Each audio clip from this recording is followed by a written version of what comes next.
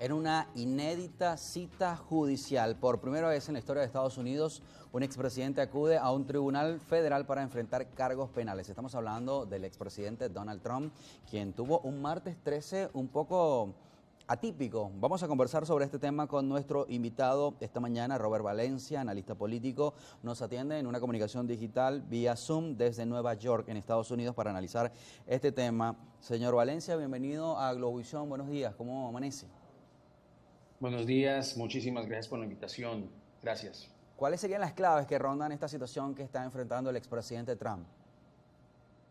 Uy, bueno, me está usted haciendo una pregunta casi como si fuese una tesis magistral. Yo creo que lo clave aquí es lo que usted acaba de mencionar. Es la primera vez que un expresidente, enfrenta cargos federales y sin contar otros cargos criminales que también le acompañan, porque no solamente es el proceso en Miami, sino también lo que se está llevando a cabo aquí en la ciudad de Nueva York y otros dos casos pendientes. Uno en Washington, D.C., que es o los cargos que se le están formulando por su posible participación en lo que ocurrió el 6 de enero del 2021, en el que él pretendía mantenerse en el poder, tratando de persuadir al que era en aquel entonces vicepresidente Mike Pence y otros miembros del Congreso para revertir digamos, los resultados de las elecciones del 2021 y lo que ocurrió también en Georgia, en donde él, en una llamada telefónica a funcionarios en ese estado, también tratando de conseguir algunos votos o una cantidad de votos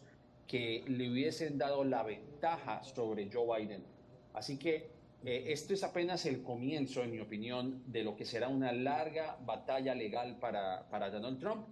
La clave, yo creo, aquí también en el caso de Miami, que es el caso que nos compete en este momento, es que tiene una jueza ha sido bastante amigable con él, que es Aileen Cannon, que de hecho es de origen colombiano y que ha fallado en ocasiones anteriores a favor de Donald Trump, muy a pesar de la enorme evidencia que pesaba contra él. Ella lo que va a hacer y lo que se sospecha va a hacer es que va a dilatar el proceso aún más para darle más aire a Donald Trump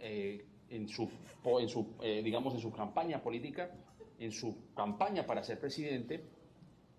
Vamos a ver qué va a ocurrir, porque sí el tiempo apremia, y esto lo entiende también Jack Smith, que es el consejero especial que llevó a cabo este proceso, porque eso es lo que va a llegar a ocurrir. Vamos a ver si la localía, en este caso Miami, llega a pesar, porque obviamente la Florida pues ha tomado un viraje hacia la derecha y posiblemente en la selección del jurado encuentre personas afines a Donald Trump, lo contrario que llegó a ocurrir aquí en Manhattan, donde es un bastión demócrata y donde se dice, ¿no?, que el hecho de que este lugar pues es demócrata, pues el jurado y el fiscal que lleva acá, digamos que lleva también el caso en Manhattan es demócrata, así que se politiza un poco la localía, pero yo creo que aquí también se desvirtúa el hecho de que no importa en dónde sea digamos, estos casos, la justicia tiene que prevalecer y la independencia de los jueces debe prevalecer en estos casos. Vamos a ver qué ocurre. Ahora, ayer la prensa mundial, informaba acerca de la detención de Donald Trump, se decía. Luego lo vimos en un restaurante cómodamente celebrando su precumpleaños o algo como eso. ¿Cuáles son las posibilidades o probabilidades que pueda ser realmente detenido en una investigación como esta? Sobre todo ayer cuando se especulaba que estaba bajo arresto. Claro, pero solamente fue una cosa momentánea, Ujú. y obviamente pues no se le llevará a un arresto hasta que se complete el proceso y sea declarado culpable. Y hay que notar también que dentro de los cargos que se le imputan podría enfrentar hasta casi 10 años de prisión. Y estamos, como vuelvo y menciono, apenas este es uno de los cuatro que lo comprometen seriamente.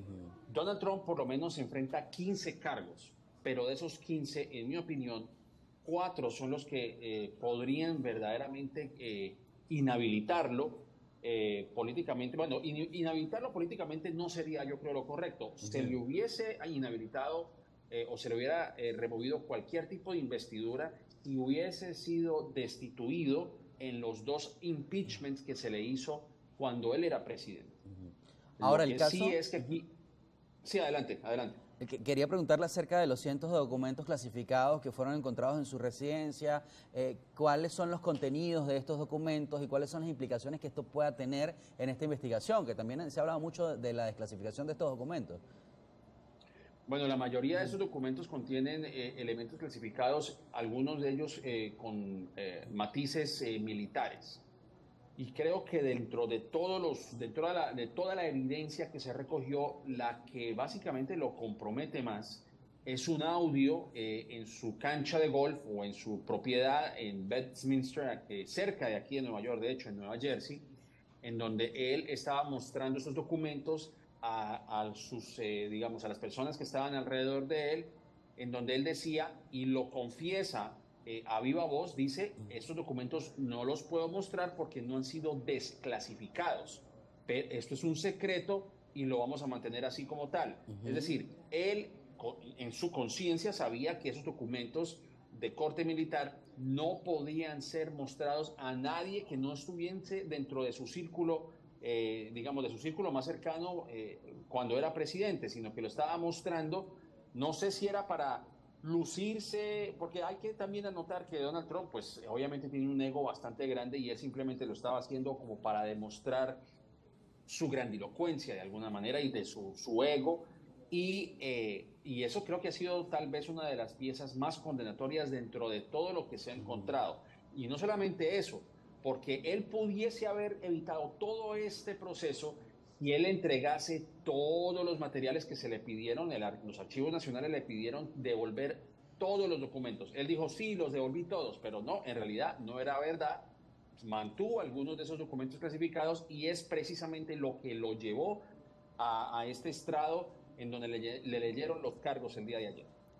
Ahora, desde el punto de vista político, ¿cuál va a ser el impacto que esto tiene en la carrera presidencial de 2024? Donald Trump lo ha calificado como cacería de brujas, pero la investigación tiene una base realmente judicial o puede tratarse de una persecución, como él señala.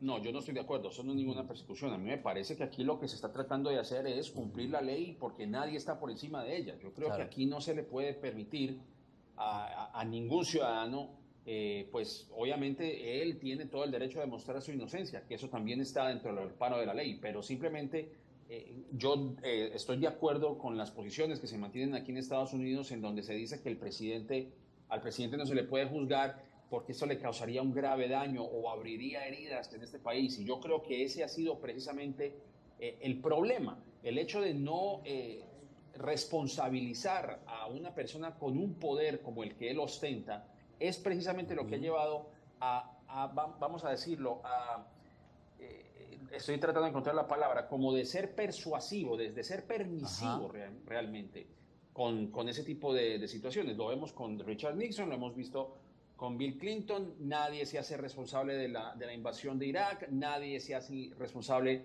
de las supuestas armas de destrucción masiva que nadie encontró, que llevó precisamente a una guerra, y nadie se hace responsable. ¿Por qué? Porque dice que hay que perdonar, porque hay que seguir adelante, darle vuelta de página, y realmente este tipo de situaciones, cuando nadie se hace responsable, lleva a que la gente piensa que puede hacer lo que quiera porque nadie los va a responsabilizar. Señor Valencia, insisto. Sí, adelante. Se nos termina el tiempo, adelante. pero quería preguntarle brevemente en 20 segundos, ¿qué paso viene ahora? ¿Qué va a enfrentar a partir de los próximos días Trump? Y con esto cerraríamos. Bueno, nada, él va a continuar con su campaña política, pero el proceso se mantiene, y no solamente el proceso que tiene en Miami, sino también el proceso que tiene aquí en la ciudad de Nueva York. Muchas gracias por su tiempo. Igualmente, muchas gracias. Termina